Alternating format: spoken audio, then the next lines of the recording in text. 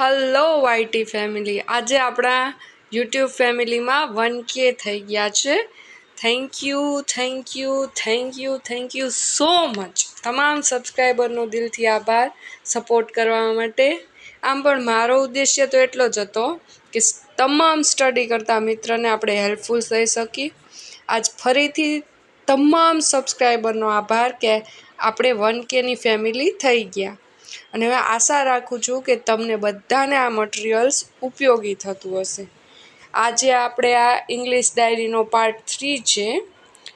આ વિડીયોમાં આપણે તમામ કોમ્પિટિટિવ એક્ઝામની પ્રિપરેશન કરતા વિદ્યાર્થીઓને ઉપયોગી થાય એવા PYQC એટલે કે પ્રીવિયસ યરના ક્વેશ્ચન જોઈશું. આ તમામ ક્વેશ્ચન અગાઉ પરીક્ષામાં પૂછાઈ ગયેલા પ્રશ્નો છે, એટલે આપણને આઈડિયા આવે.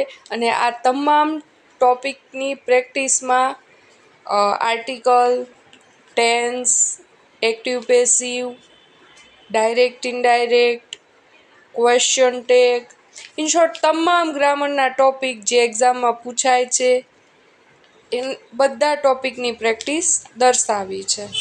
હવે જૂના સબસ્ક્રાઈબર છે એમને તો ખબર જ છે કે સ્ક્રીનશોટ પાડીને વાંચી શકાય છે. અને એ સિવાય આપણી ટેલિગ્રામ છે ચેનલ, એ ટેલિગ્રામમાં આ જેટલા ઓલા છે વિડીયો એની બધાની PDF મૂકેલી છે. એટલે તમે જો કોઈને ટાઈમ ન હોય ને જોબ કરતા હોય, સાથે સાથે કોમ્પિટિટિવની પ્રિપરેશન કરતા હોય તો તમે આપણા ટેલિગ્રામમાં જઈ અને જે PDF મૂકેલી છે એની પ્રિન્ટ આઉટ કઢાવી અને પ્રેક્ટિસ કરી શકો છો.